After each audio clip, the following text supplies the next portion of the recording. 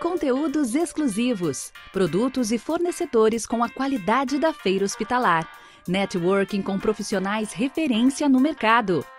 Essa é a Hospitalar Hub, uma plataforma cheia de informações relevantes que fica disponível para você durante o ano inteiro.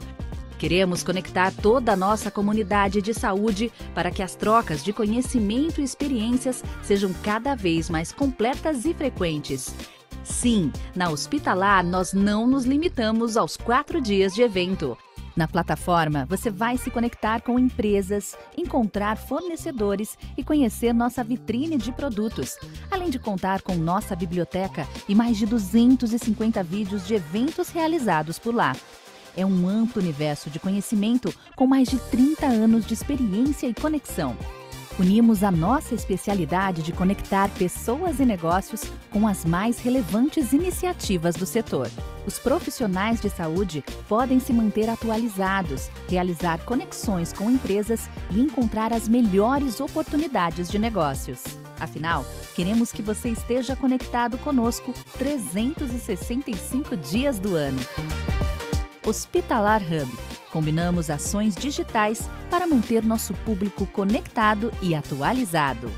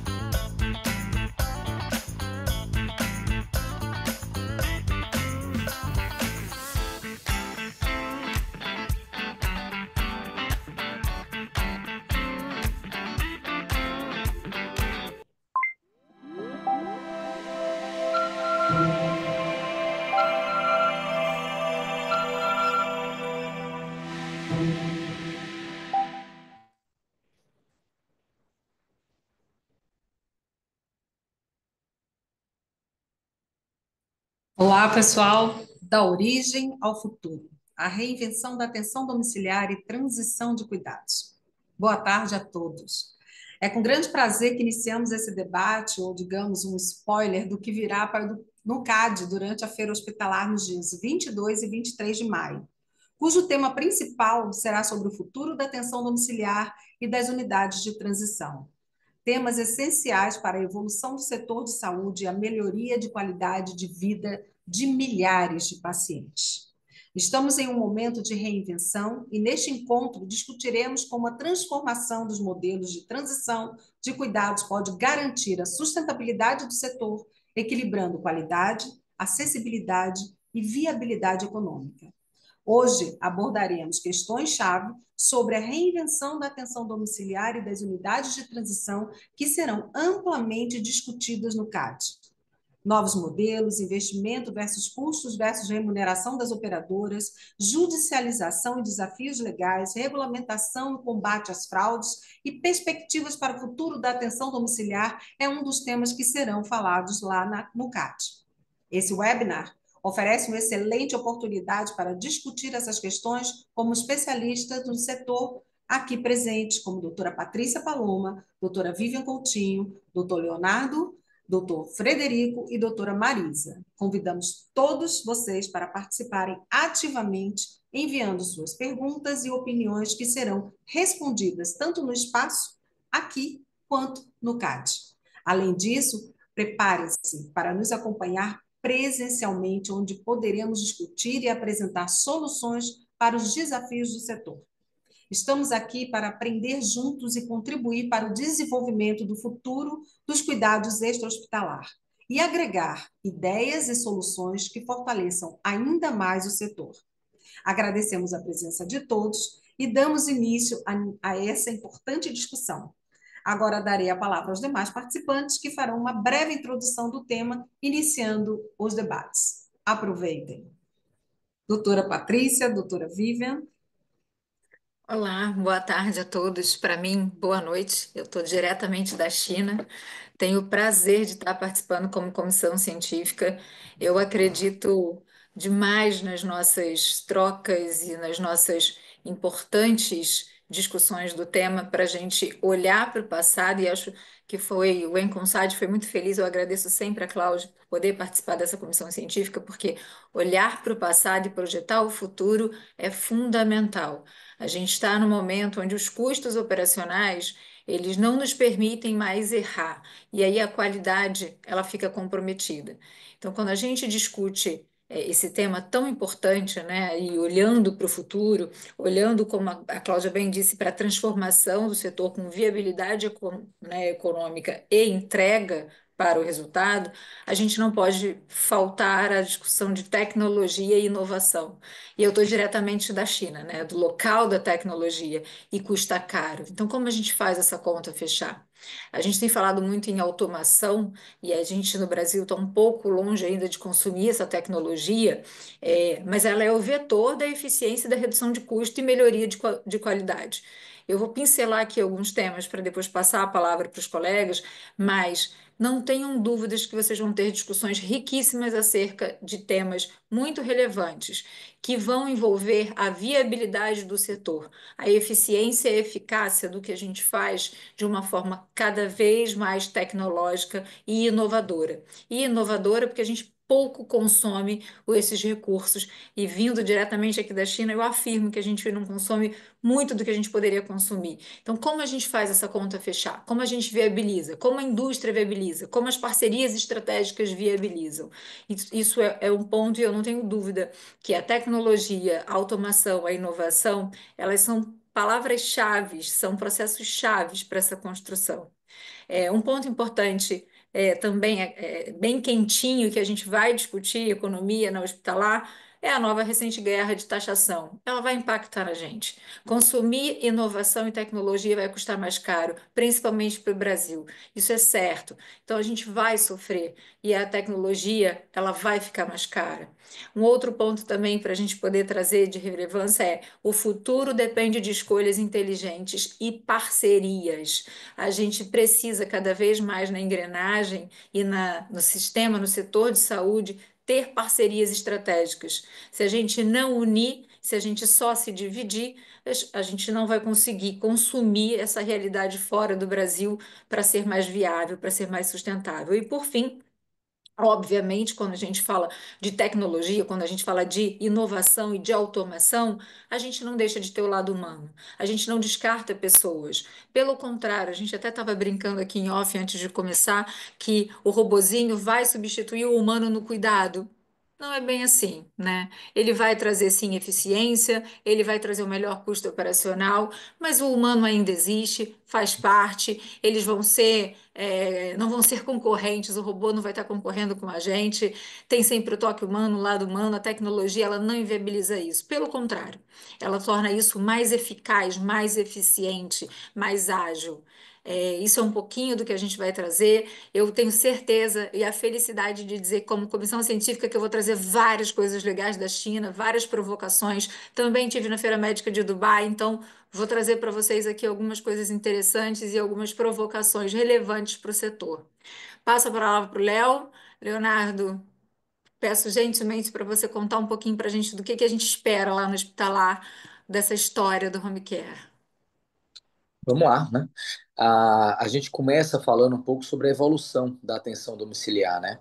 Do ponto de vista de modelo de atendimento, a atenção domiciliar é uma das poucas áreas da medicina que pouco evoluiu.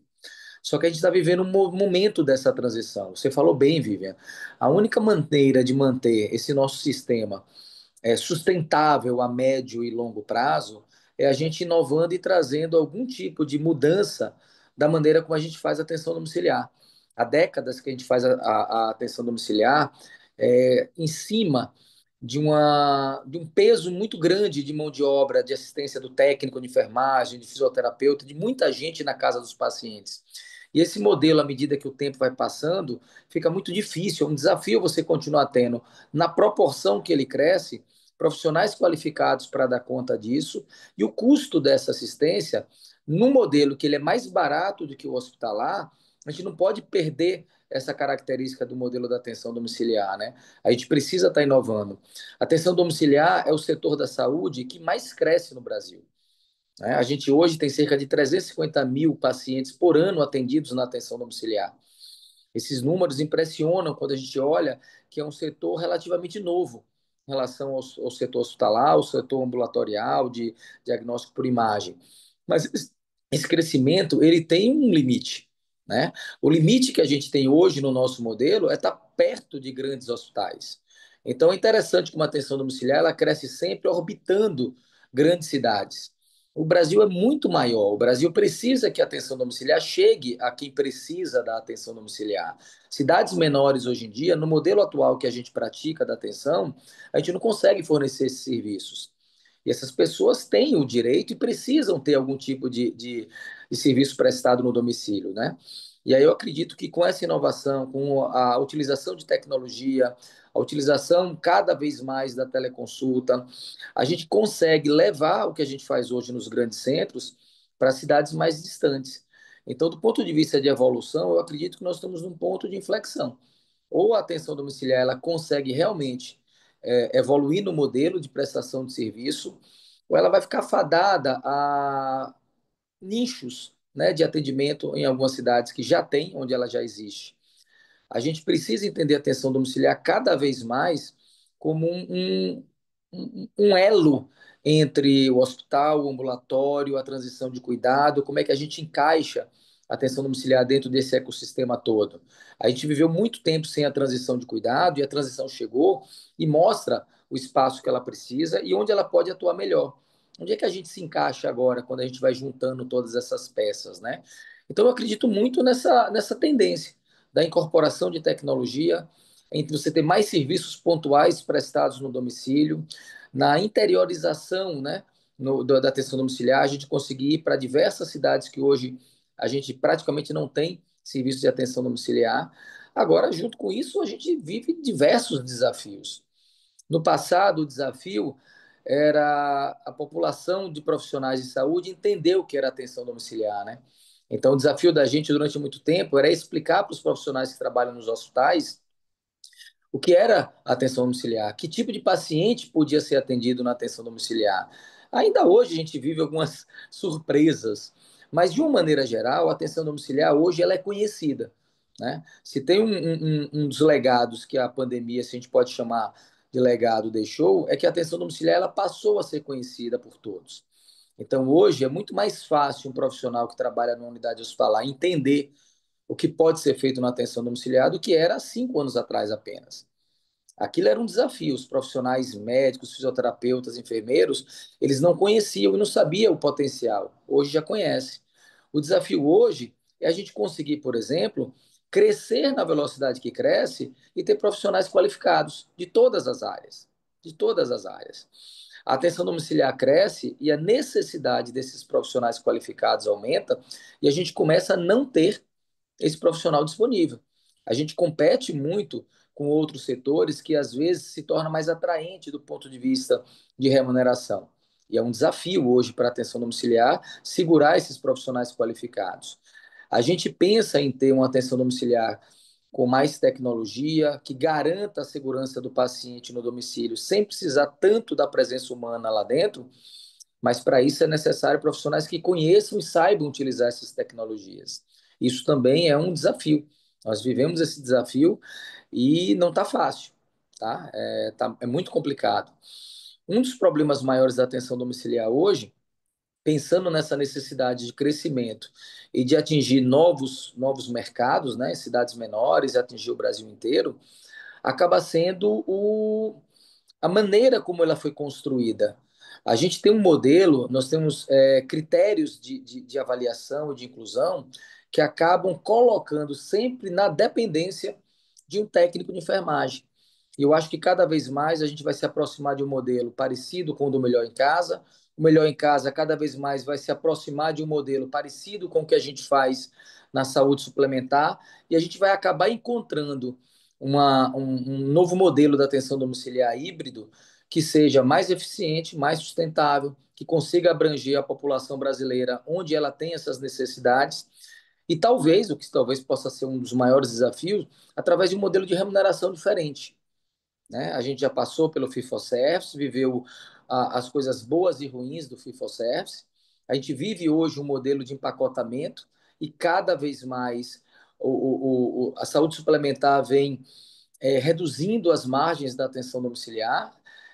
Como você colocou na estante, Vivian, é necessário praticamente mágica para a gente sobreviver no mercado hoje como ele está sendo desenhado. Se a gente não tiver eficiência operacional e se o nível de erro e de desperdício da atenção domiciliar não for reduzido a quase zero, essas empresas não conseguem se manter mais. É exigido da atenção domiciliar hoje um nível de qualidade, um nível de entrega enorme e se remunera por essa atenção domiciliar hoje valores mais baixos do que há 10 anos atrás. Então, se você pegar qualquer setor onde a remuneração hoje, considerando a inflação em saúde, que é maior do que a inflação geral, o padrão de remuneração hoje ele é menor do que 10 anos atrás, imagina a situação em que quem trabalha com atenção domiciliar hoje está vivendo. Então, já que a gente não Léo, você tá perfeito. As dores que a gente. Você está dando mais do que um spoiler. A gente vai chegar lá no hospitalar com todo mundo já sabendo tudo que vai ser discutido. Vamos deixar um pouquinho disso lá para o hospitalar. Pontos importantíssimos. Eu fico sempre muito feliz quando eu te escuto, porque você é sempre muito enérgico no que a gente precisa, né? O desafio é enorme.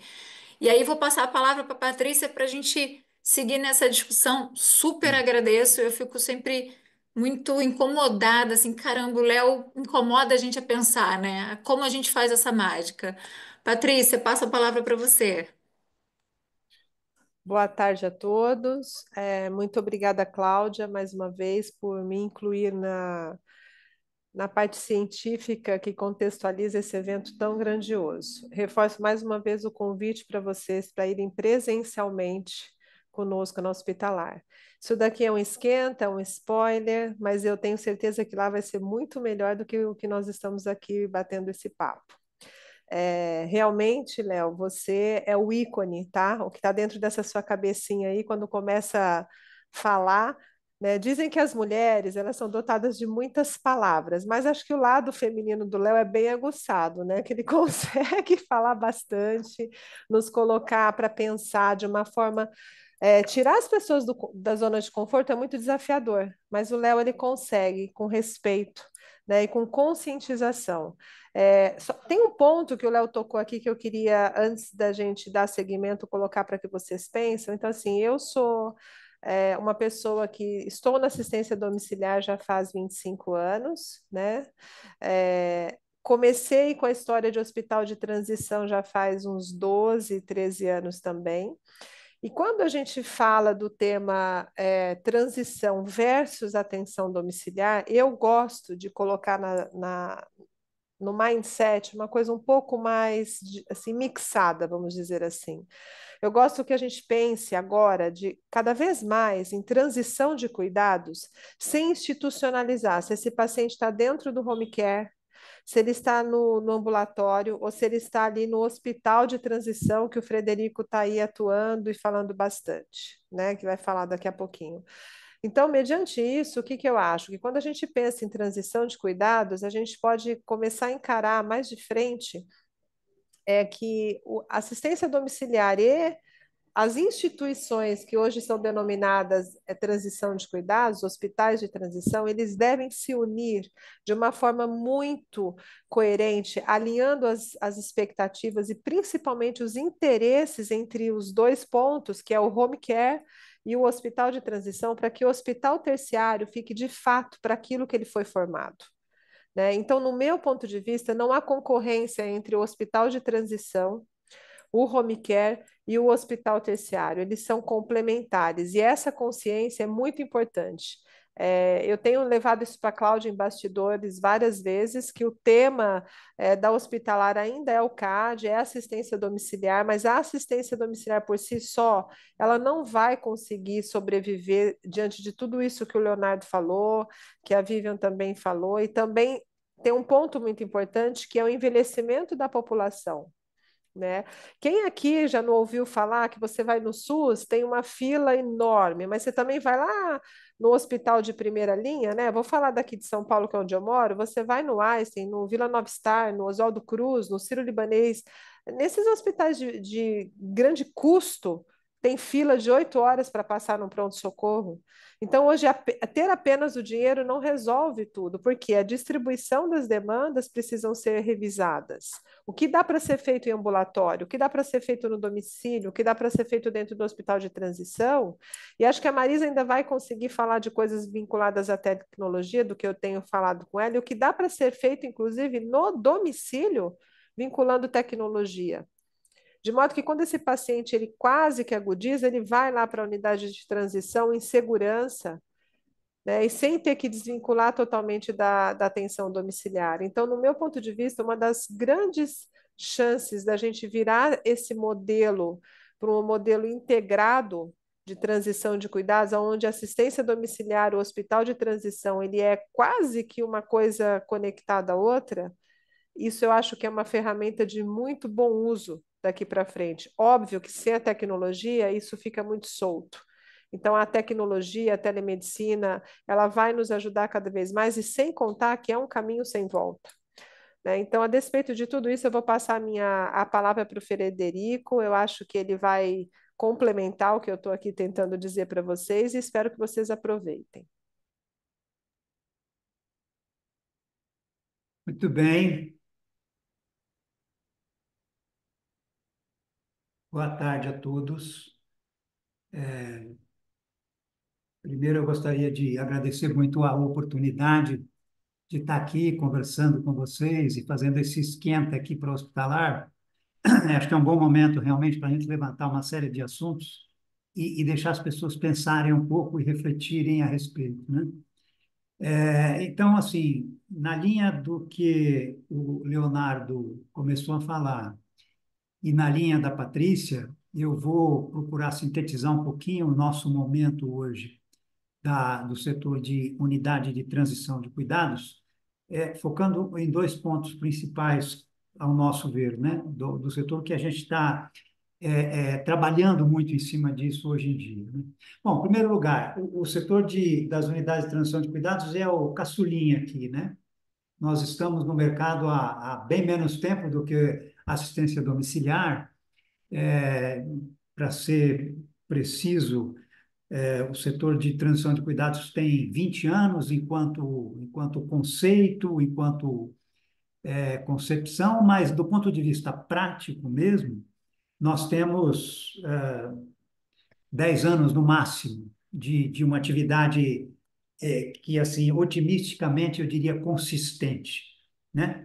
Não é consistente ainda porque somos poucos, né? Nós fizemos um levantamento na Abract, agora nesse início de ano, a respeito desse universo das unidades de transição no Brasil, né?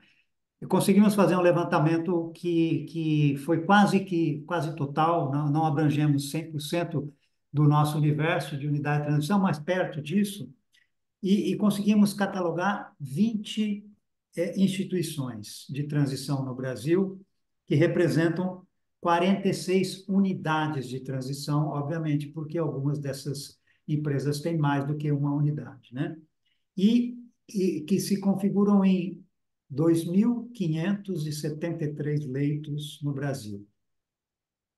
É muito pouco, né, gente? É muito pouco. Se a gente for pensar no universo hospitalar brasileiro, no tamanho desse país, e se a gente for comparar ainda com os Estados Unidos e Europa, a gente vê que a disparidade é imensa, é infinita, né?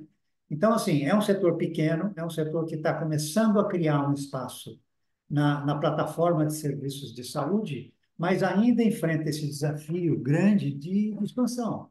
A gente precisa se expandir, a gente precisa aparecer mais, a gente precisa participar mais, e a gente tem uma questão difícil e importante nesse quesito expansão, que é a questão de custo, né?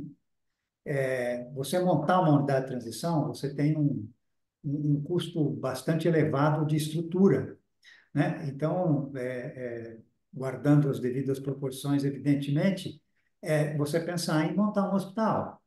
Você precisa da estrutura física, da estrutura, da edificação para você ter uma unidade de transição. Isso limita muito, particularmente nos últimos anos e particularmente atualmente, a questão dos investimentos é uma questão difícil, né? Está todo mundo meio parado e só o Trump que se mexe, mas ninguém nesse mundo, né? Aparentemente.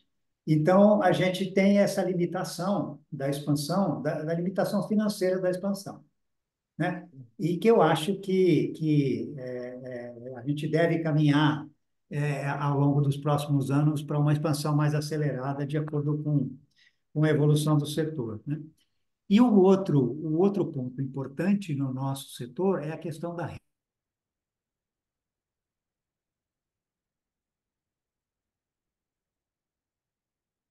regulamentações específicas. Somos regulados pela AR e que gera uma série de distorções e uma série de dificuldades na nossa colocação dentro da plataforma de serviços, né? A gente ainda é confundido com hospital, a gente é confundido com clínica, e isso dificulta nosso posicionamento na plataforma e o reconhecimento no nível da saúde suplementar das operadoras, né? As operadoras ainda têm uma certa dificuldade de absorver os nossos préstimos, os nossos trabalhos, por conta também da questão da regulamentação. Nesse ponto, a Abract, né, que é a nossa associação, vem avançando bastante desde o ano passado e agora, no início desse ano, nós conseguimos criar uma minuta de uma regulamentação para ser levada à Anvisa, para a gente iniciar esse processo de oficialização, vamos dizer assim, do ponto de vista legal, do nosso setor, né? Então, foi um trabalho bastante intenso que a gente fez nos últimos 6 meses, com bastante participação de todos os associados e de convidados, e que resultou num trabalho com bastante conteúdo, né? A gente sabe que o caminho é longo, né? A gente tem os órgãos reguladores todos para serem visitados, para serem consultados, né? Anvisa, os conselhos de medicina, os conselhos de enfermagem e as outras categorias profissionais que envolvem. Então, a gente sabe que é um caminho longo, mas ele foi iniciado, né? Ele foi iniciado e a gente acredita firmemente que a gente, daqui a algum tempo, né? Eu diria, não esse ano ainda, né? Dentro dessa expectativa, mas a gente deve ter uma regulamentação do setor que deve ajudar nessa expansão, nessa afirmação do setor dentro da cadeia de serviços, né? E aí, puxando um pouquinho também o que o Leonardo falou, eu acho que aí a gente começa a desenhar um pouco essa integração, e que a Patrícia colocou muito bem, né? Essa necessidade da gente integrar os vários setores do atendimento extra-hospitalar, né? Primeiro, obviamente, unidade de transição de cuidados e atenção domiciliar. Isso é a integração, vamos dizer, mais óbvia, é a continuidade mais óbvia que se enxerga, né? Então, é o paciente que transita, quando ele sai do hospital, ele transita pela unidade de transição, depois ele vai para o home care, e eventualmente esse paciente, numa necessidade, volta da atenção domiciliar para uma unidade de transição. Então, o que a gente precisa desenvolver, o que a gente precisa trabalhar é a linha de cuidados, né? É uma linha de cuidados integrada, única, e que mostra claramente que não há um mínimo de competição entre os dois setores, o que há uma complementariedade muito grande, muito evidente entre a atenção domiciliar e a atenção nas unidades de transição, né? E se a gente avança mais um pouco e tenta enxergar um pouco lá na frente, pensando na questão da tecnologia que todo mundo colocou aqui, colocou muito bem, a gente precisa absorver essa tecnologia, a gente precisa usar isso, a gente precisa transformar essa tecnologia num instrumento que qualifique o nosso trabalho e que dê mais conteúdo para o nosso trabalho e que ajude, apesar do Vivian ter dito da questão do custo dessa tecnologia, a gente, na linha do que o Leonardo colocou, a gente pode trabalhar essa tecnologia para diminuir o custo de hora homem, né? E é isso que a gente tem que fazer, é nesse nível, né? E aí, fazer essa articulação com atenção primária, por exemplo, porque é uma plataforma de serviços que o paciente ele tem que percorrer de uma maneira lógica, né? Ele tem a atenção primária, ele, por alguma razão, ele precisa ser hospitalizado, ele sai do hospital, ele vai para a unidade de transição, vai para a atenção domiciliar e volta para a atenção primária. A gente precisa fazer esse caminho fluir. A gente tem que trabalhar para que esse caminho flua. E aí a gente precisa de integração em todos os níveis do cuidado, né? Para não deixar fragmento, para não fazer com que essa plataforma fique cheia de lombadas, valetas, desvios. A gente tem que trabalhar para que seja um caminho fluido, um caminho que faça com que o paciente saiba exatamente aonde ele tem que ir no momento naquele momento da patologia dele. Então, eu acho que é esse Perfeito, trabalho, Frederico. tá? No nosso caso, de divulgação, regulamentação e integração é o fundamental. Não, acho que perfeito. Você fez uma colocação ótima. A tecnologia ela é cara, mas ela não pode ser vista como custo, e sim como investimento. E aqui no Brasil, ou melhor, aí no Brasil, a gente tem que falar de automação como tecnologia. A gente não precisa falar de robô, de devices caros. A gente pode falar de ferramentas que são mais acessíveis e que certamente vão trazer eficiência operacional e a gente vai ter um cuidado mais humanizado, porque a gente vai ter menos burocracia no papel e etc, etc. Perfeito, muito obrigada, viu, Frederico? Marisa, eu passo a palavra para você. Boa tarde a todos. Eu quero agradecer em nome da diretoria Brasfeed, essa parceria longa que a gente já tem com a Inconsad e a oportunidade de falar do permeio da atenção domiciliar e de equipe multiprofissional. Quando a gente fala de equipe, eu não vou falar só do fisioterapeuta aqui, não. Quando a gente tem duas falas anteriores tão sustentadas nessa integração de comunicação, na sustentabilidade tecnológica, a gente precisa ir para uma pergunta matricial: qual o custo da não qualidade? Qual é o custo de ter uma equipe na casa que não está treinada o suficiente para interagir com essa tecnologia?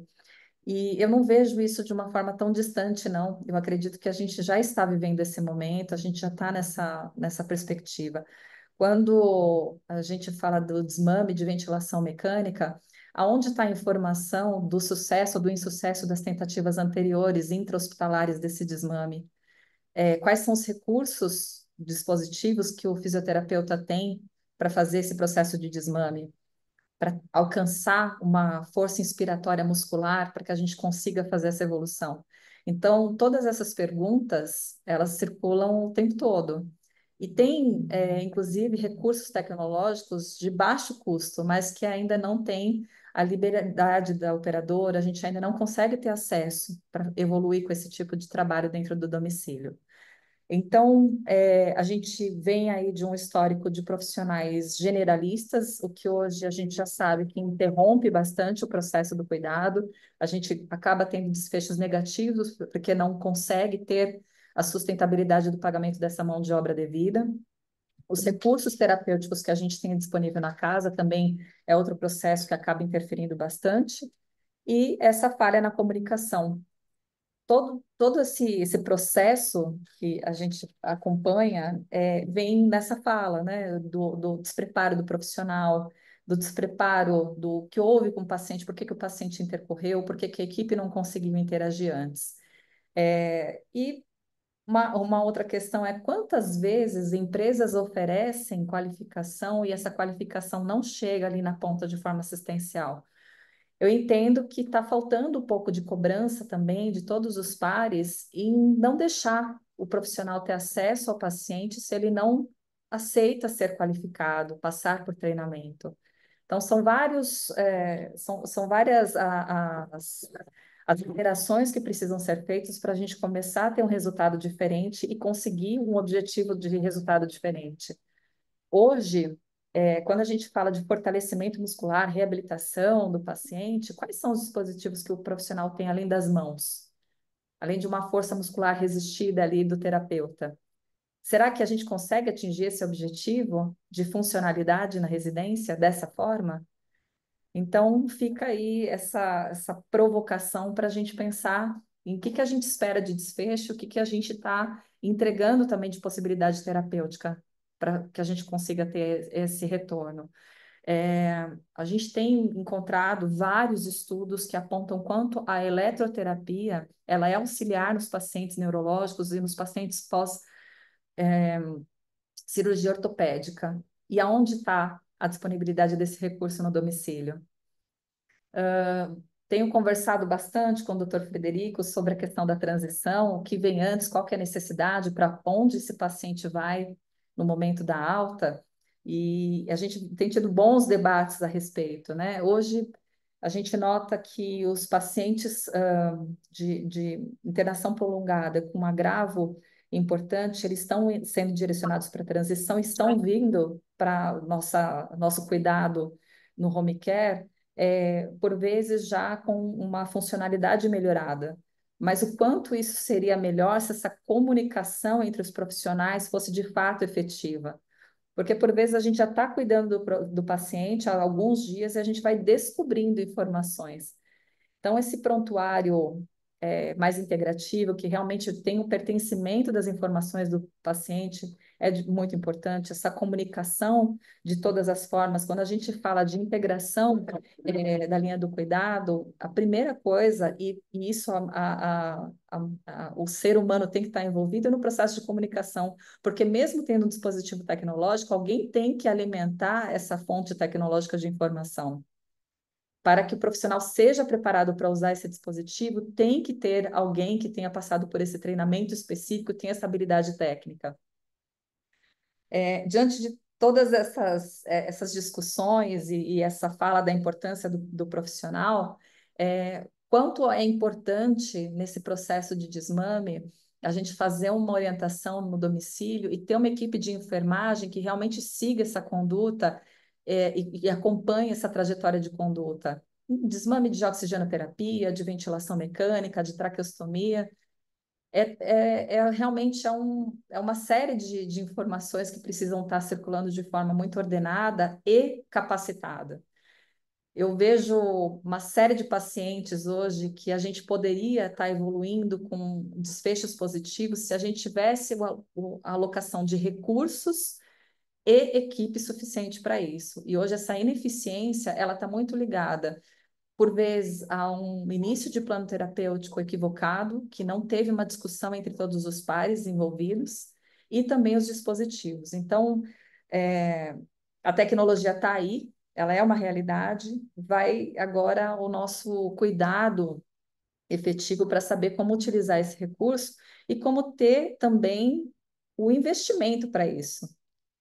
E o investimento vem para desfechos. A gente não pode falar de investimento como um custo sem comparar o desfecho.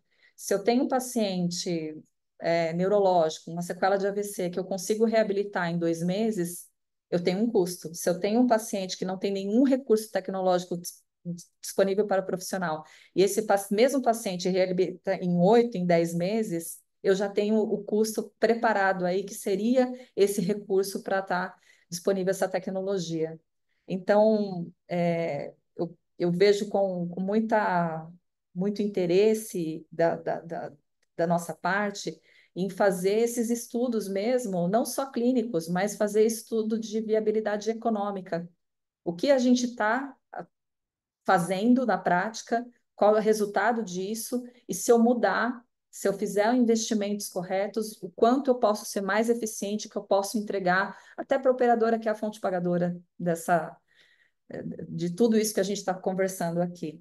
E aí sim a gente sair desses modelos que foi falado amplamente sobre a ineficiência, sobre a saturação e até mesmo essa dificuldade de compreensão da onde é o melhor momento para o paciente estar. É no hospital de transição? É no home care? Ele já está no ponto de ir para o ambulatório?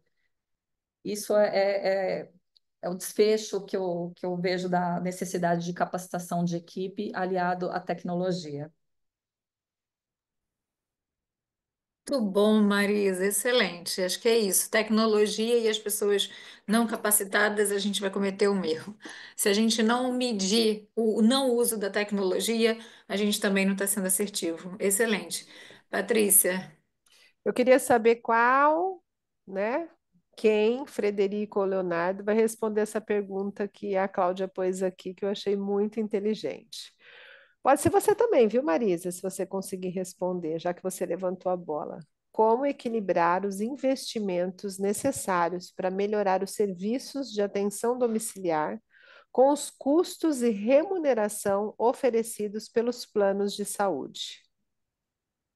Doutora Patrícia, posso só fazer uma observação aqui, aproveitando o gancho da. Que a mesa de debate é assim, tá, gente? É para a gente levantar a mão e discutir mesmo. Tá. E é uma coisa interessante quando Marisa fala de comunicação, e a comunicação ela tem que vir, de repente, tá indo pro, ou ela está vindo errada, ou ela está indo para o meio errado. Porque, por exemplo, eu vou citar um exemplo a vocês hoje, eu recebi uma ligação dizendo assim: você poderia ter cuidadores técnicos de enfermagem, porque a minha mãe está hospitalizada, vai sair do hospital, está com sonda nasointeral e só foi liberado para o home care, físio, fono e nutri. Até que ponto aquela família está mal informada dos serviços do cuidador e os serviços do home care? Então, a comunicação já saiu errada do hospital, entende? E aí ela pede um cuidador, porque teoricamente lá na RDC diz, precisa para ser elegível para home care um cuidador, seja ele formal ou informal. Mas até onde essa comunicação foi bem feita com essa paciente para ela solicitar uma empresa de cuidador que seja técnico de enfermagem. Entende a função aonde começa a comprometer, eu acredito, até os cuidados devidos para esse paciente? Mas foi só para complementar essa questão da educação e da comunicação. Vamos à pergunta, então? Eu vou repetir a pergunta, porque ela é complexa e até eu já até esqueci. Peraí. como Parece pergunta de equilibrar os Pera, investimentos parece nesse. pergunta de vestibular. Peraí que eu vou ler. Como equilibrar os investimentos necessários para melhorar os serviços de atenção domiciliar com os custos e remuneração oferecidos pelos planos de saúde? E aí, Léo e Frederico, eu vou pedir que vocês consigam resumir, se Uhum. possível, em poucos minutos, porque a gente tem uma outra pergunta quente aqui depois dessa, e essa discussão ela vai ser bastante importante lá no hospitalar. Na Logo em atenção, seguida, tem uma pergunta da Sara também, bem interessante. É nela que eu tô já. na atenção domiciliar, eu acho que o primeiro passo, Patrícia, é o cliente contratante, que a principal deles é a operadora de plano de saúde, né? Mais de 95% dos serviços de home care no Brasil são contratados na saúde suplementar por planos de saúde. É entender que na hora que a gente incorpora uma tecnologia e assume o custo disso, eu estou trocando por um custo de pessoal e ele não pode ser entendido como uma retirada daquele custo de pessoal. O grande desafio da gente é dizer assim: olha, nós temos um valor pactuado para atender um paciente de alta complexidade. Eu estou trocando um custo que eu tenho com um determinado tipo de profissional por um custo de investimento em tecnologia e um profissional qualificado para poder utilizar. Se esse primeiro passo ele foi entendido, a gente já começa a falar de uma transformação na atenção domiciliar. Porque hoje, quando a gente tenta levar isso para uma operadora de saúde, o entendimento é que eu estou tirando um custo. mas não está entendendo que para poder retirar, eu estou implementando tecnologia que tem um custo de investimento. Então, acho que a atenção domiciliar ela vai evoluir para o modelo que existe fora daqui, que é mais tecnologia e menos intensivo em pessoal. Mas o primeiro passo é a fonte contratante entender que não dá para reduzir a remuneração. Ela tem que ser, no mínimo, ser mantida para quem é alta complexidade, para quem é médio, para quem é baixa complexidade. E a gente faz dessa transformação acontecer.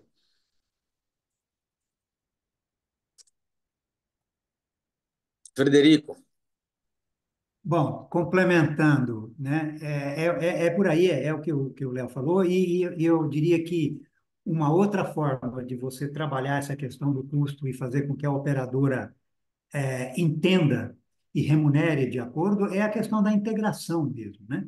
É isso que eu estava falando, do desenvolvimento das linhas de cuidado e, de repente, você trabalhar essa questão da remuneração da linha de cuidado como um todo, né, que você tem esse transitar do paciente, seja num sentido ou seja no outro, e que isso esteja previsto dentro do custo total desse paciente para a operadora e do que ela tem que remunerar para essa jornada do paciente, né? Você já tem algumas experiências fora do Brasil em que você considera o custo total desse paciente, envolvendo inclusive a internação hospitalar no hospital convencional, né? Você considera a internação hospitalar, seja com intervenção cirúrgica ou qualquer outra coisa, junto com o período que o paciente fica numa unidade de transição e a complementação disso, da continuidade disso no domicílio, isso tudo num pacote só. E aí cabe às partes terem a sua eficiência cada vez melhor para que esse paciente ele não desperdice recurso, né? Que, aliás, é uma das grandes questões do nosso setor, né?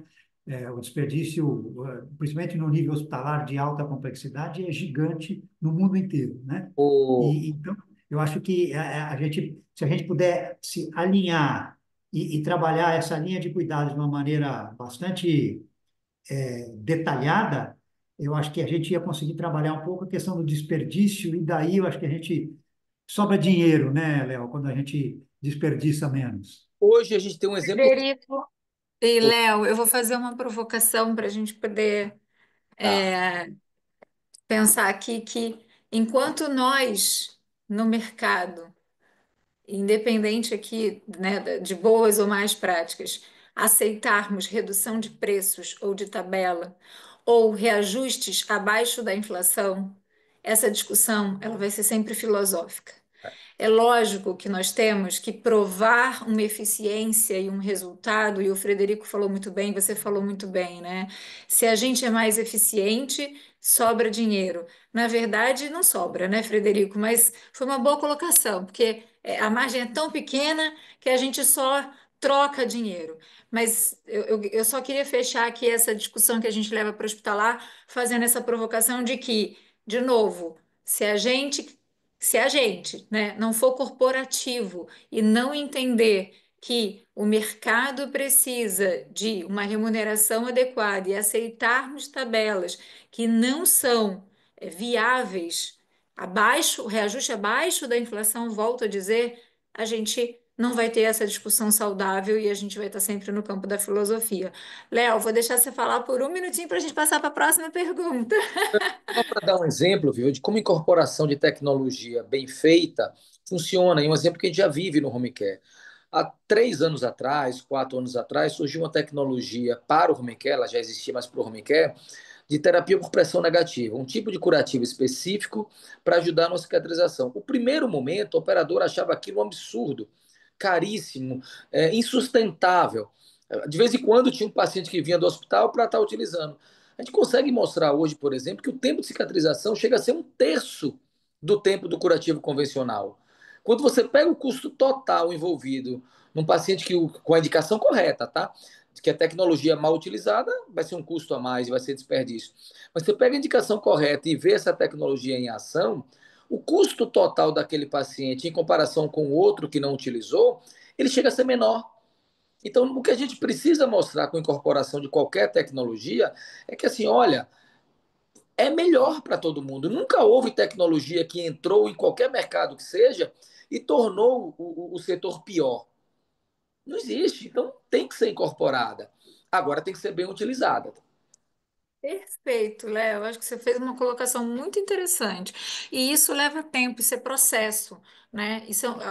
E a Patrícia colocou que é mindset, que a terapia é o que você falou, a terapia negativa. Ela é mais cara no início, mas com um processo, com uma evolução no acompanhamento, uma indicação correta, você consegue, pautado em indicadores e resultados e desfecho, ver que é uma indicação menos custosa e melhor para o paciente. Isso Perfeito. estamos super de acordo, mas depende também da gente, né? De trazer esses estudos, de ter essa paciência, de esperar esse processo de resultado e trazer isso para números.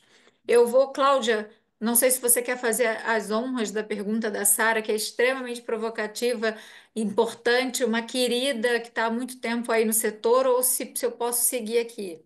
Não, pode seguir, não tem problema nenhum. A gente já tem outra pergunta aqui que eu vou digitar aqui para vocês rapidamente, mas que é para o doutor Frederico logo em seguida. Legal. Então, a Sara, que uma querida aí da Lumiar, há muito tempo no setor, traz bastante informação para a gente. Tem uma pergunta que não pode deixar de registrar, que a empresa que ela trabalha já dispõe de equipamentos de ventilação mecânica com tecnologia agregada, mas a aderência tem sido um grande desafio. O que explica essa inércia em adotá-la? Quais fatores, além da própria tecnologia, podem estar influenciando essa resistência? Patrícia, você quer complementar um pouquinho? Patrícia, Olá, pode falar, Vivian. quer trazer um pouquinho dessa provocação para a gente? Eu acredito que nada vai funcionar daqui para frente se não tiver tecnologia envolvida, otimização de recursos financeiros. Quando o Frederico fala sobra de dinheiro, eu entendo que ele refere-se àquela sobra que a gente precisa ter no caixa para sobreviver, não é isso, Frederico? É a sobra do capital de giro, é a sobra da É, sobrevivência, não é a sobra do lucro, não, porque as empresas, de verdade, elas estão sofrendo muito para não vender o almoço para comprar o jantar. Isso tem sido uma situação bem estressante, né, na prática, porque não é mentira quando o Leonardo fala que a gente paga menos hoje do que pagava antes. No entanto, quando as fontes pagadoras pensam, isso é um fato importante para a gente tentar conscientizar os tomadores, porque é um ecossistema onde um precisa estar integrado ao outro e precisa ter um interesse comum, junto com, inclusive, com a regulamentação de leis, com a forma de escolha de pagamento desses profissionais, com o uso desses recursos, porque, bem dito pela Marisa, é, precisa ter treinamento para usar esses recursos, senão a tecnologia também ela fica lá jogada sem que ninguém nem sequer saiba do que está sendo dito. Então, o que eu acho é que quem é formador de opinião, quem é dono de empresa, quem é diretor de empresa, quem é gerente operacional, quem está na liderança desse ecossistema precisa se conscientizar que não vai faltar paciente, vai faltar leito de hospital terciário. Segundo a colocação do Frederico, já falta leito de hospital de transição. Se nós formos olhar de verdade a indicação de paciente de hospital terciário que deveria estar em hospitais de transição, já estamos aí com uma disparidade de necessidades. Eu acho, Vivian, você mesmo disse, nós estamos atrasados na tecnologia, né? Estando aí na China, como você acabou de falar. Só que eu acho que a gente ainda está muito mais atrasado no entendimento dos indicadores. Faz alguns anos que eu luto para criar aí, para a gente desenvolver um indicador comum para a transição de cuidados. A gente já trouxe tecnologia dos Estados Unidos, da Europa para cá para desenvolver esse indicador. Eu sei que tem a BMID, eu sei que tem o NEAD, eu sei que existe tudo isso. Mas ainda assim precisa desse indicador chamado transição de cuidados, onde você coloca o paciente certo na hora certa e que olhe inclusive para dentro do hospital, olhe para dentro da fonte pagadora, consiga entender o que faz sentido para aquele paciente naquela hora. Inclusive para quem as fontes pagadoras que são verticalizadas, isso também é importante. engraçado, eu conheço fontes pagadoras verticalizadas que transicionam os pacientes deles com muita tranquilidade. E os resultados nem sempre são ruins. Por quê? Porque o interesse já está alinhado. Então, é triste o que eu vou falar, mas assim, de uma forma provocativa, todo mundo vai ter que sair da zona de conforto e olhar no coletivo. Faz tempo que eu bato nessa tecla. E o olhar coletivo, inclusive para a empresa de cuidadores, como a Cláudia tem uma e luta aí no mercado para sobreviver, eles são parte importante, porque quando o Léo falou, muito bem falado, nós vamos ser um mix do melhor em casa e do modelo que nós temos hoje. Esse mix implica assim, a família que não consegue cuidar de alguma forma, ela vai ter que lançar mão ou de pagar um cuidador, integralmente ou parcialmente, ou de uma tecnologia acoplada, ou seja, nós aqui, ó, esses cabelos brancos que já são tingidos e o de vocês homens que já nem tingem, né? A realidade disso tudo, ela tem que ser colocada na mesa para colaborar, né? E esses momentos, eles precisam ser importantes com o objetivo de achar possíveis novas saídas. Não é para ficar, o que eu estou falando não é com o intuito de propaganda, de balela, de ficar enchendo linguiça, né? Falando português, claro. Isso é real. Ou a gente sai dessa zona de conforto, pensa um pouco fora da caixinha, né? Consegue pensar um pouco mais além, muda esta forma de pensamento. E não adianta também copiar o modelo da Europa. A nossa cultura é outra. Não adianta copiar o modelo dos Estados Unidos, nossa cultura é outra. Nós vamos ter que ser capazes de enxergar as nossas necessidades e transicionar para um modelo mais adequado e sustentável, porque a nossa população já está envelhecendo, os hospitais já estão cheios, o home care já está quebrando a cara com essas formas de pagamento. Eu ouvi cada proposta no mercado que não dá nem para a gente entrar aqui, porque não é o momento, mas assim, propostas que realmente é quase que você finge que faz, eu finjo que te pago. E tem pessoas no mercado que estão assumindo isso, né? Isso é muito complexo. Eu vejo hospitais de transição recebendo paciente que devia estar em clínica de repouso. Eu vejo hospitais terciários segurando o paciente que deveria estar em hospitais de transição. O home care que deveria colocar esse paciente no hospital de transição e não quer porque não quer perder. Né? Então, essa verdade ela precisa sair de onde ela está e se tornar algo mais maduro, porque nós vamos sobreviver se a gente unir isso daí e quebrar esses paradigmas engessados que existem até o dia de hoje. Porque eu não sei se foi a Cláudia, quem foi que acabou de falar, ou foi o Leon. Eu não sei qual de vocês aí disseram hoje uma coisa interessante. Acho que foi a Cláudia.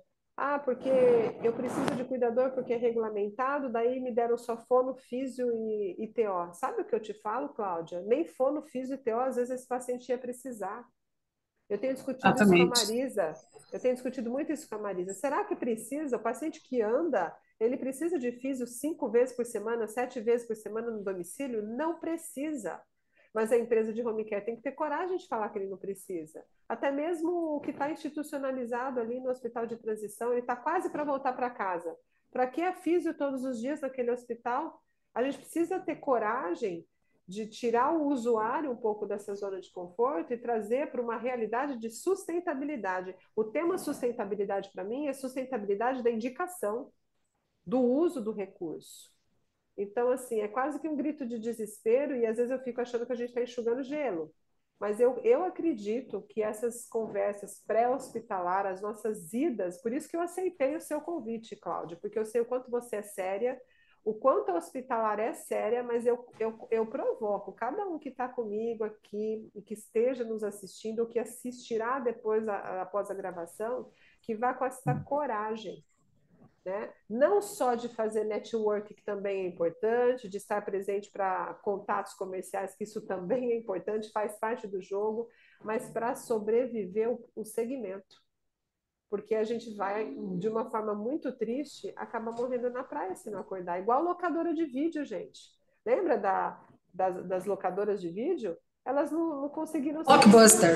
Blockbuster. Nós vamos ser isso daqui a pouco. Daqui a pouco a gente está fechando a janelinha, porque chegou aí o home care digital, chegou sei lá eu o que aí para entrar no mercado, né? E frente a uma, só para concluir, frente a uma necessidade que cresce, porque o Leonardo falou, é o segmento que mais cresce e é de fato, só que a gente está aí com a demanda vindo sem conseguir. Eu, por exemplo, na Global Care, eu nego um monte de paciente que cai no meu colo, porque eu não vou atender por uma tabela que não faz sentido.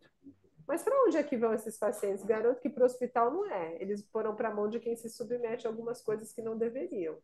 Então Não, precisa vamos falar colocar sobre isso, mas lá no lá na finalzinho, para a gente hospitalar. muito, a gente não vamos dar só spoiler. Eu vou pedir Eu Marisa estava para quieta, a Vivian mandou falar, eu falei. Marisa, vamos dar eu, Vivian, é vamos dar isso, acho essa que chance aí para a Marise, e porque tem perguntas Marisa, aqui importantes, viu? sem dúvida. E Marisa, acho que vai muito ao encontro do que você falou.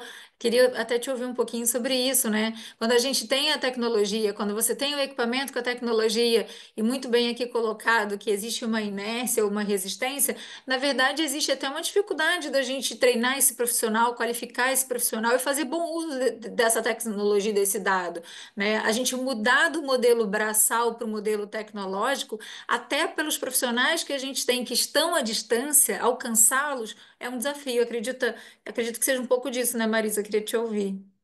Sim, E só exatamente. complementando, Marisa, para provocar você um pouquinho mais, a própria resistência do profissional e não querer aprender. Perfeito. A Marisa vai falar. E quanto tempo a gente tem, Cláudia? A gente ainda tem tempo, pode deixar que eu aviso vocês aí Tá já já. bom, Eu só tá preciso bom. jogar essas perguntas aqui, que essa pergunta que está aqui eu estou doida para fazer para o doutor Frederico, viu? Ok.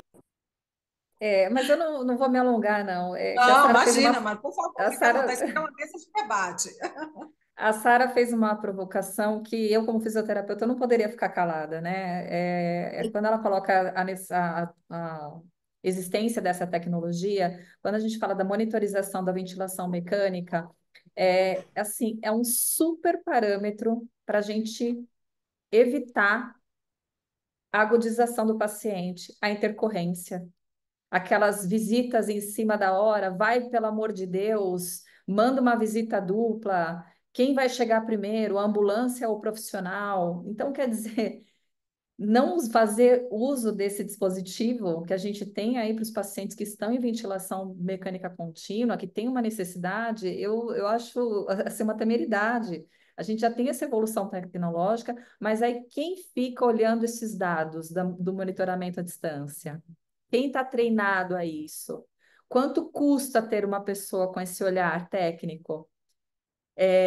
Hoje a gente já tem a permissão de fazer a mudança, alteração de parâmetros, por exemplo, de CPAP à distância. Eu não preciso estar na casa do paciente para fazer essa alteração. Por vezes eu posso tirar esse paciente de uma agudização, mas a gente não está usando esse recurso. Então, a Sara fez uma provocação que mexeu muito com o nosso dia a dia e que eu acho que vale a pena, de fato, essa reflexão de todos nós. Desculpa, estou sem som, com certeza, Marisa.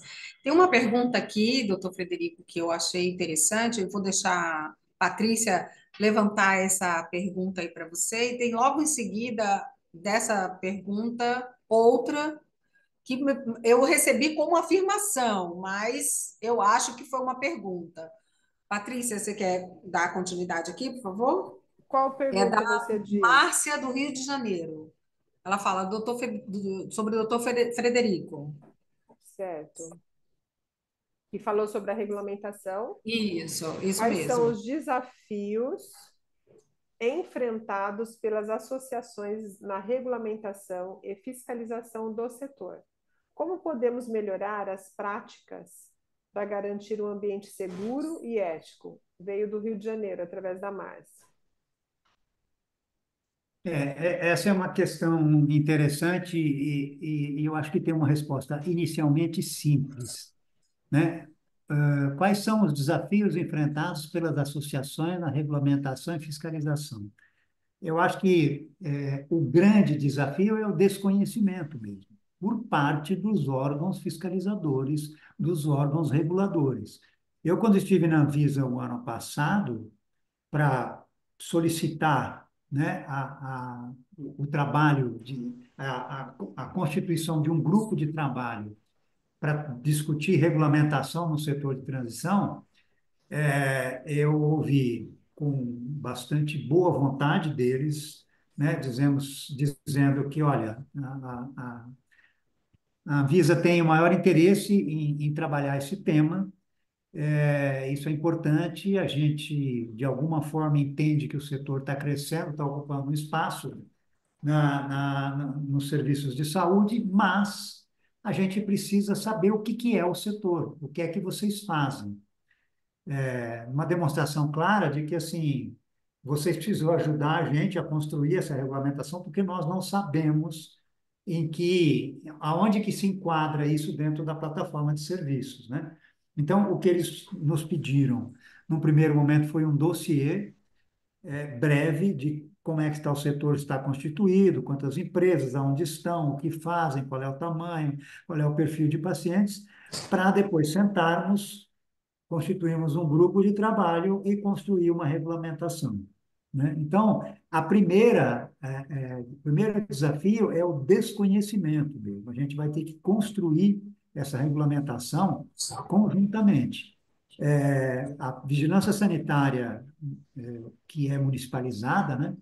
Mesmo dentro de um mesmo município, município de São Paulo, que tem uma vigilância sanitária descentralizada, né? Você tem a vigilância do setor norte da cidade, a vigilância do setor oeste. Essas vigilâncias não se conversam. Muitas vezes, o que é a vigilância da região norte do município de São Paulo, dentro do município, fala, é diferente do que a vigilância do setor oeste fala. Para vocês verem o nível de desconhecimento que existe.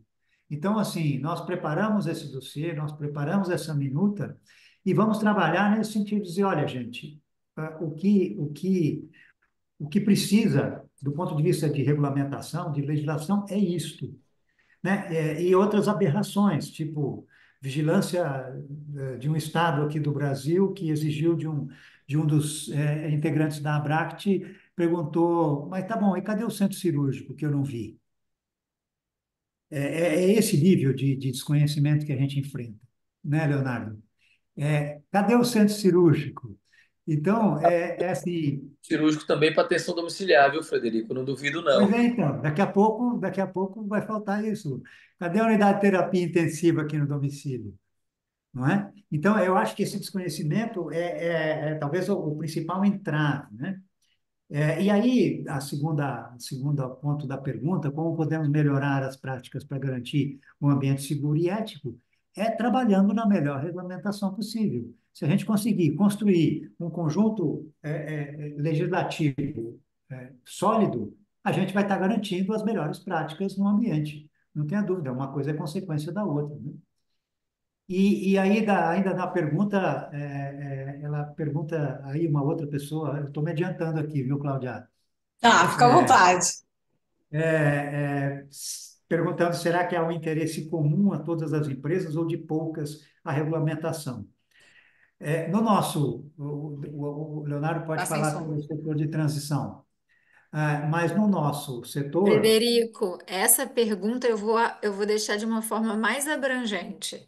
pois Eu vou não. fazer uma provocação, eu vou passar a palavra para você, obviamente, mas quero que essa pergunta seja, como a Patrícia gosta, seja uma reflexão um pouco mais abrangente, mas sem a gente contar o que vai acontecer lá no hospitalar. Eu vou dar uma entonação maior para essa pergunta, tá? A Fernanda de BH foi muito feliz em trazer para a gente uma provocação muito séria. Será que é um interesse comum de todos nós, de todas as empresas, a regulamentação ou é um interesse de poucas? Eu acredito que cada um de vocês, Marisa, Léo e Frederico, podem falar para a gente, porque a gente que está aqui, cada um na sua unidade, cada um no seu CNPJ, a gente tem as nossas percepções. Mas, de uma forma geral, como que vocês veem esse assunto? Porque regulamentação é importante. Regulamentação talvez nos ajude a trazer uma discussão mais séria e mais pautada em premissas para falar de remuneração, para falar de eh, tecnologia, para falar de implementação de educação continuada e etc, etc. Porque se vão exigir algumas coisas que, como a Patrícia disse, algumas empresas não poderá entregar qualquer serviço a qualquer custo. Faz sentido? E aí, Frederico, Léo e Marisa, é um interesse comum ou de poucos? Olha, respondendo pela a Abract, né, das unidades de transição, eu diria que é um interesse comum, sim, de todas as empresas filiadas à Abract hoje. Somos poucos, como eu disse, né? Somos poucos e existe uma comunicação bastante frequente entre nós, até o fato de sermos poucos facilita essa comunicação é bastante frequente.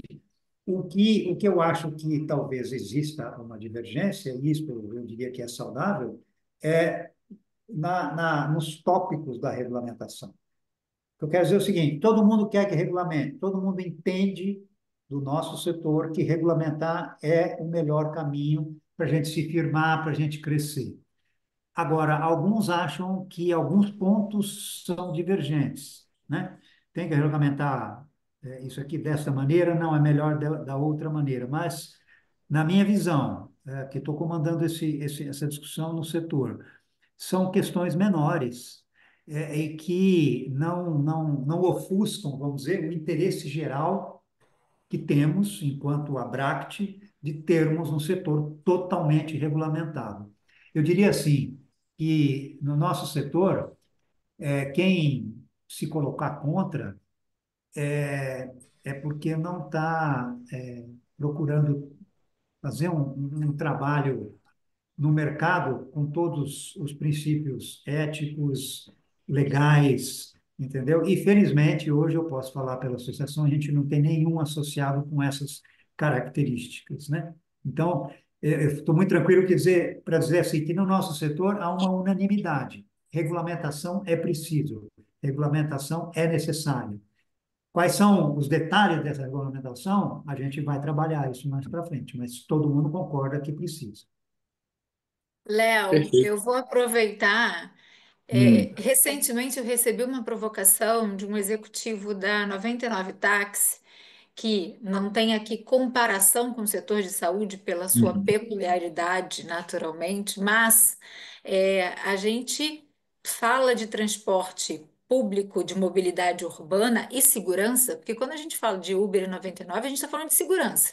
A gente está sim. falando literalmente não de saúde, Confiabilidade. mas de segurança. E óbvio, né?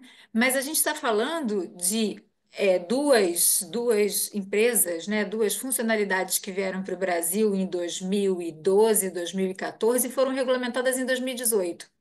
Ou seja, por que que a gente tanto demora tanto tempo? É uma provocação que me fizeram e eu vou incrementar nessa pergunta aqui, que é um interesse coletivo ou de poucos? Se a gente vê outros segmentos que conseguem se regulamentar e os táxis não foram felizes, não quiseram a regulamentação, mas ela aconteceu. Por que que a gente demora tanto? Fica a provocação. Vivian, quando a gente fala de regulamentação, a gente tem que lembrar que nós temos dois tipos diferentes de regulamentação, tá? Uma regulamentação técnica, que é feita pela Visa, nesse caso, a atenção domiciliar já tem, desde 2006 e foi renovada no ano passado. Então, do ponto de vista técnico, do que é obrigado a ter para você prestar um serviço de atenção domiciliar, do que é correto, a gente já tem. O problema é que nem todas as empresas seguem, e alguém falou de fiscalização, e os órgãos que deveriam estar fiscalizando não cumprem esse papel. Alguns se colocam numa posição que dizem que precisam ser provocados, que são sobre demandas que eles vão estar fiscalizando. Mas uma regulamentação técnica da atenção domiciliar, ela já existe desde 2006. Quando a gente fala de uma regulamentação dentro da ANS, dentro da saúde suplementar, com as regras adequadas de indicação, de cobrança, para que a gente possa trabalhar em cima de uma porta aberta, que o usuário possa escolher dentro de uma rede credenciada com a empresa que ele confia, que ele possa estar sendo atendido, já houve no passado divergências em relação a se valia a pena lutar por uma regulamentação ou uma regulamentação traria apenas obrigações a mais e não traria nenhum ganho. Verdade. Eu já Só ouvi para disso. contextualizar, e a Cláudia bem coloca sempre, é resolução administrativa, porque a regulamentação técnica ela nem está mais em discussão, né, Léo? É a Exatamente, exatamente. resolução administrativa, né? É essa regulamentação administrativa, legal de resolução. Perfeito, perfeito. Então, o que acontece? No passado já houve discussão. Eu já ouvi de um presidente da ANS algum tempo atrás, por que que o setor brigava tanto? A associação batia lá, todo ano batia na ANS, tentando ajudar na construção de uma regulamentação. Cara, vocês são o setor que mais cresce. Para que vocês procuram regulamentação? Está crescendo, está bom, tá todo mundo usufruindo disso. Mas aí é que tá. Olha a visão que tem quem está do outro lado, né? No final das contas, eu posso dizer para você hoje a mesma coisa que o Frederico falou. Falando pela associação, os associados da NEAD, eu posso dizer para você que é unanimidade a ideia de que precisa ter essa regulamentação. Só que nós somos pequenos do ponto de vista de representatividade. Apesar de ser a única associação nacional, nós temos 54 associados hoje, no universo de mais de 1.000 empresas que compõem esse universo. Por quê? Porque nós somos muito pulverizados, empresas pequenas. Essa empresa que hoje já não cumpre a regulamentação técnica, ela não está interessada nessa regulamentação. Você está entendendo? Por quê? Porque é muito mais difícil para ela atender determinadas exigências. Mas as empresas que já estão no mercado há mais tempo, que já lutaram e brigaram muito umas com as outras por conta do modelo, né? A atenção domiciliar ele foi muito foi muito um canibalismo de empresas brigando por preço. Isso acabou com o setor da gente. Quem sobreviveu e está hoje pagando o preço disso, pelo menos dentre os associados, hoje já é uma unanimidade. A gente precisa de uma regulamentação que ajude o setor a trabalhar de uma maneira mais uniforme, para você poder, como usuário, comparar que tipo de serviço você está tendo e poder escolher, não só o usuário, como o prestador, o contratante. Agora, saindo do universo do prestador, Vivian, eu posso afirmar para você, o cliente hoje, a contratante, o plano de saúde, a operadora de plano de saúde, hoje ela não quer essa regulamentação. Porque ela hoje trabalha com atenção domiciliar em cima de uma prerrogativa que ela é um benefício que ela pode conceder ou não. Porque ela não tem uma obrigação legal de conceder o serviço, porque nós estamos fora da Lei 12.690. Desculpe, da 9656, que criou a saúde suplementar. A gente não existia do ponto de vista de legalidade. Então, para o plano que contrata, ele oferece o serviço como um benefício a mais que ele pode ou não. É o direito dele escolher oferecer ou não. Se eu tenho essa regulamentação, passa a ser uma obrigatoriedade. Então, hoje, conversando com os dirigentes de plano de saúde, eles têm muito medo do tamanho da população que não tem acesso à atenção domiciliar e que, de repente, com essa regulamentação, vai do nada aparecer para poder usufruir desses serviços. Como é que precifica isso? É o maior medo deles. Eles não têm preocupação com a internação domiciliar, que é o que substitui uma internação hospitalar, porque esse paciente está no hospital, ele conhece. Qual é a preocupação deles? Quantos idosos com artrose, gonartrose bilateral que não estão andando e não estão fazendo fisioterapia e não estão tendo um trabalho para analgesia e estão em casa sem acesso à rede? Quantos desses pacientes Léo, existem? Eles eu não só sabem. disso, eu entendi. Só que eu acho que a regulamentação, eu acho não, acho que todos vão concordar comigo. Primeiro, a regulamentação ela tem que ser feita sem interesses comerciais e sem interesses Perfeito, individuais. E não é assim que perfeito. acontece. Segundo ponto que eu vejo é assim, eu discordo é uma palavra muito pesada, estão tentando me ensinar isso. Eu penso um pouco diferente de você no que diz respeito assim, ó. É, a internação domiciliar substitui a internação hospitalar de alguns pacientes. Eu penso diferente. Eu sempre gosto de dizer, e né, trabalhei em hospital terciário, trabalhei em assistência domiciliar e também em hospitais de transição tenho uma pouca experiência. Eu gosto de dizer que o paciente ele precisa estar no lugar certo, na hora certa, e que uma complementa a outra. Nunca, no meu ponto de vista, um substituirá o outro.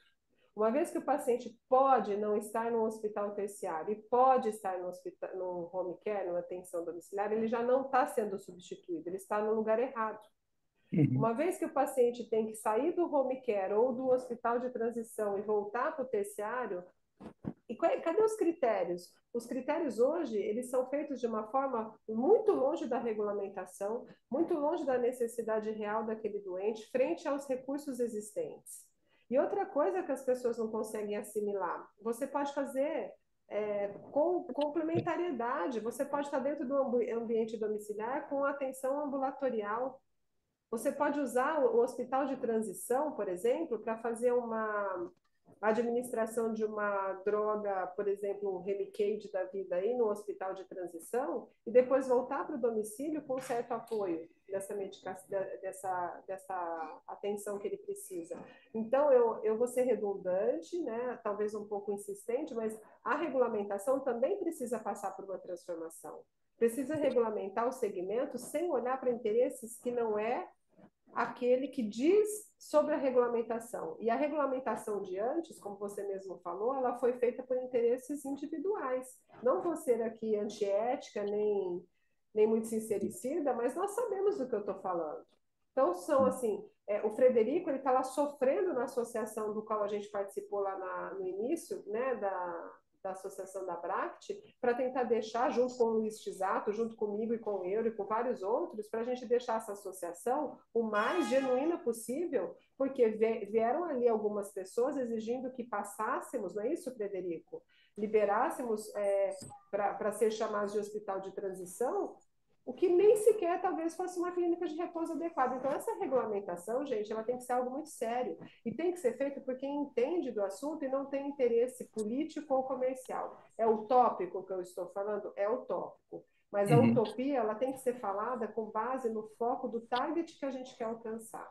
Eu acho que essa questão da regulamentação, ela está sempre nas pautas do Enconsad faz anos, sempre a gente leva, como também a gente leva a judicialização, que a Cláudia tocou aqui, né, nos bastidores comigo. Eu falei, Cláudia, eu acho que a judicialização é um tema muito longo, né, e por que ocorre a judicialização? Porque usam a regulamentação de forma inadequada, por interesses, às vezes, parciais, enquanto que a judicialização e a regulamentação têm que ter interesse imparcial, e não é assim que acontece. Né? Então, eu acredito, de novo, que nós aqui, que somos de fato uma alta cúpula cognitiva, eu gostaria de colocar assim, do que tangibiliza a transição de cuidados, somos pessoas que de fato merecemos algum respeito por estarmos ali, ó. Você, Leonardo, também, você está apanhando há anos, entendeu? A gente está sofrendo com tudo isso há muito tempo. E aí, não só para a nossa sobrevivência, mas para aqueles que estão por vir. Então, assim, é muito triste quando eu ainda hoje, no ano de 2025, recebo telefonemas de médicos bem conceituados que falam para mim, aonde você acha que eu mando meu paciente? Porque a família, ela tem, a tia mora não sei aonde, gente, isso não existe. Né? E se o profissional que recebe essa demanda, seja a Patrícia que recebe, seja a sua enfermeira de captação, seja o médico da implementação do home care, não tiver bem claros os requisitos para dizer para esse médico, olha, doutor, eu acho que a indicação tem que ser técnica. Não temos mais que ter medo da indicação técnica. Todos nós aqui temos condições de definir essas indicações técnicas. E A Patrícia esquentou o esquenta para deixar tudo muito quente e esse esquenta tá ótimo. Eu acho que essa provocação vai chamar todo mundo para hospitalar. Eu sei que Marisa quer falar, eu sei que o doutor Leonardo quer falar, mas vocês vão falar sim, na verdade, porque isso aqui é só o esquenta. Eu vou dar esse minutinho para a Marisa, para a gente poder provocar uma outra pergunta. Vamos provocar, mas vamos tentar ir para essa linha do que a gente precisa fazer a diferença, porque está todo mundo cansado de ouvir a mesma coisa, entendeu? Exatamente. Perfeito. Inclusive, hoje eu recebi uma provocação disso, né?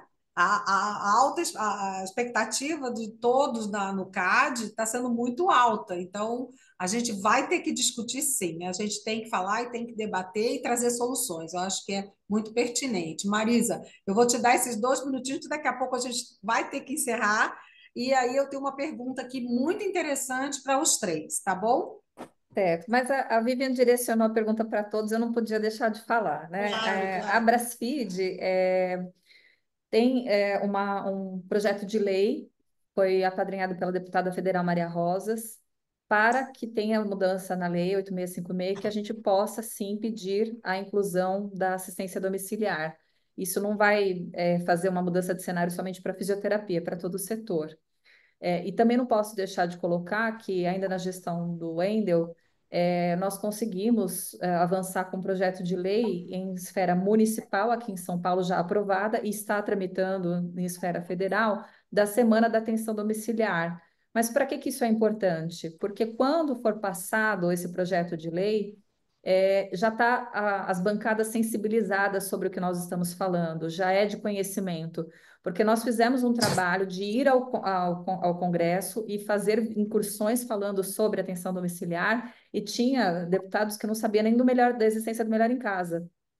Então, a gente vem fazendo esse trabalho, né, para que a gente tenha êxito nisso, e eu concordo em gênero e número grau com a frase, com a colocação da Patrícia, de que isso tem que ser olhado para o todo, não tem como a gente ver necessidades individuais.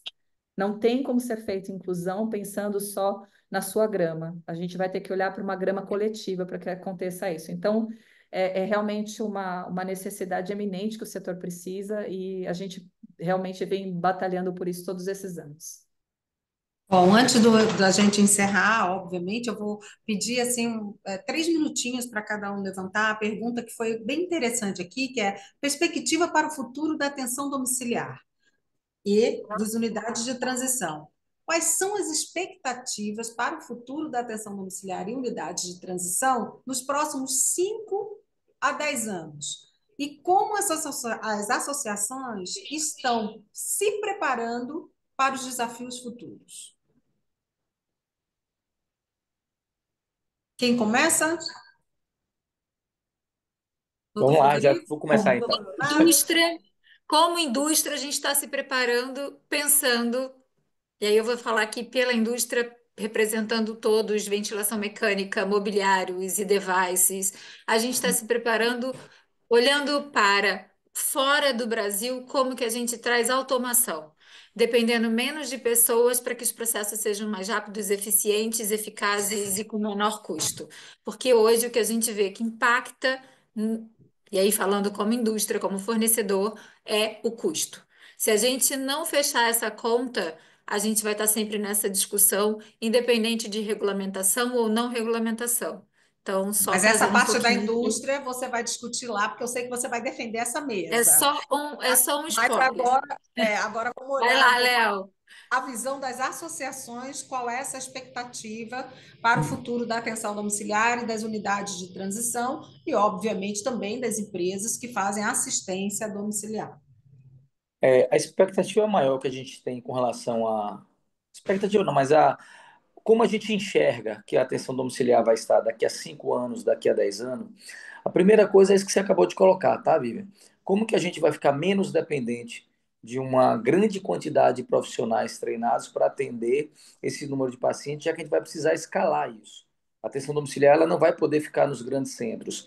Hoje a gente luta para poder atender pacientes com alguma dificuldade a 200 quilômetros de distância de um hospital de alta complexidade. É óbvio que eu não vou atender o mesmo nível de complexidade quem não tem uma rede terciária para dar suporte, mas tem vários serviços da atenção domiciliar que podem ser prestados para essa população.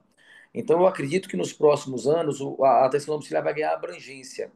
Há alguns anos atrás, as empresas de atenção domiciliar elas eram de uma cidade, depois elas passaram a ser de uma região, de um estado, tá? Agora as empresas cada vez mais elas são nacionais, elas precisam atender o máximo possível em cidades mais distantes. E como a gente vai conseguir evoluir? Como a gente vai conseguir dar segurança? E que tipo de prestação de serviço, né, para baixa, média complexidade vai se conseguir para esse cenário? Eu acho que é o ponto que a gente mais vai estar evoluindo e discutindo com relação à atenção domiciliar dos próximos anos. Esse modelo que a gente tem engessado do ID de 24 horas, que é uma jabuticaba brasileira, né? A gente tem que adaptar o que tem fora à nossa cultura, isso é verdade. Só que isso precisa ser sustentável no médio e longo prazo. E a quantidade da população que vai precisando de serviço, que está envelhecendo, que está adoecendo, e cada vez mais vai precisar, o Frederico pode construir aí 50 clínicas de transição de cuidado por ano, que ele não vai dar conta dessa demanda, ele vai precisar da gente ainda. Doutor Frederico, eu achei que ele ia falar assim que a gente era o exemplo, sabe, do envelhecimento. Eu já fiquei preocupada com isso. Ele vira e fala do envelhecimento e olha para você e para mim, porque ele está olhando diretamente para mim também. Não, E qual é eu as estou suas olhando, expectativas, Fred? eu tô olhando é para o espelho, viu, Cláudia? Quando eu falo de envelhecimento. Eu também olho, viu, doutor? Bom, mas eu diria o seguinte, eu acho que como é que eu enxergo o setor daqui a 5, 10 anos, né? Eu enxergo o setor consolidado desde que a gente trabalhe integradamente no desenvolvimento de linhas de cuidado. A gente não vai crescer se a gente não crescer junto, né? Isso, para Isso mim, é mesmo. fundamental, né? A gente ter essa continuidade do cuidado, esse desenvolvimento das linhas, essa integração de serviços. Eu só vejo um futuro próspero e promissor e que realmente atenda às necessidades, né, da nossa população e, particularmente, da população idosa, que está crescendo assustadoramente, né? Encantadoramente também, eu diria, né? Eu só vejo esse setor crescendo se a gente se integrar. E, na minha visão pessoal, eu digo que o cuidado à saúde no mundo está caminhando para o domicílio. É isso. Perfeito, doutor. Olha, sua colocação foi perfeita e eu vou lhe dizer mais, né? Porque o doutor Leonardo já é meu geriatra, né? Então, o envelhecimento é fato. E essa questão da gente olhar para o espelho é verdade. Muitas vezes eu me olho no espelho e digo o que que eu espero e qual é o conhecimento que eu tenho para poder ter uma qualidade de vida melhor e ser cuidada melhor. Marisa, por favor, sua colocação para as expectativas para a Brasfeed. As expectativas para a Brasfeed é preparar os profissionais para receber essa tecnologia e fazer bom uso. Não sou pessimista, a gente fala do mercado ruindo, das dificuldades, das tabelas complicadas aí para a gente ter essa sustentabilidade, mas eu acredito que não tem caminho de volta, que a gente vai se organizar para que isso seja um fato. E o profissional que não quiser se preparar e achar que estar participando de capacitações é algo banal, ele vai ficar para trás e vai ficar sem oportunidade. Esse é o futuro. Eu não tenho dúvida disso. A capacitação é importantíssimo e a gente vê muitos profissionais talvez não satisfeitos e não querem também se profissionalizar, não querem se capacitar e acha que só ganhar dinheiro é o suficiente. Não é. Não vai ganhar dinheiro. Ele pode ganhar até naquele momento, mas depois ele não vai ganhar mais. Então, a capacitação é tudo. Eu quero agradecer a todos vocês. A Patrícia vai fazer o encerramento, mas eu fico grata. Estou esperando todo mundo lá na hospitalar. Vocês estão vendo aí quem está nos assistindo. Grandes depoimentos, grandes discussões, e essa continuação vai ter uma continuação aí muito mais ampla. Nós vamos falar de judicialização, sim, vamos falar de regulamentação, sim, vamos falar aí de cuidados paliativos. Na Bahia, nós tivemos o primeiro hospital público de cuidados paliativos inaugurado recentemente. Vamos ter aí várias ações dentro da hospitalar e eu conto com a presença de vocês sempre. Muito obrigada e só uma mensagem que sempre a intenção do Enconsad foi essa: agregar essas associações, esses serviços, para que a gente realmente possa ter uma trajetória de sucesso. Patrícia, por favor, Vivian, suas últimas palavras.